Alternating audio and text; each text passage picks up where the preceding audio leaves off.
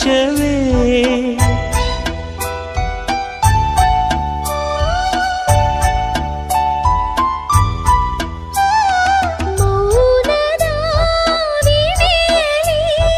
ವೈಣಿಕನ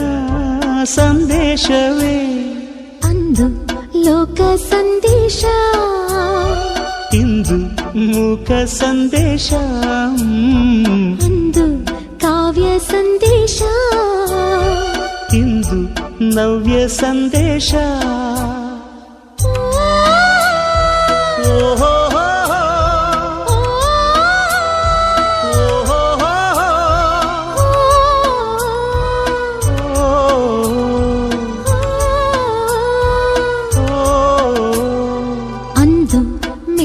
ಸಂದೇಶ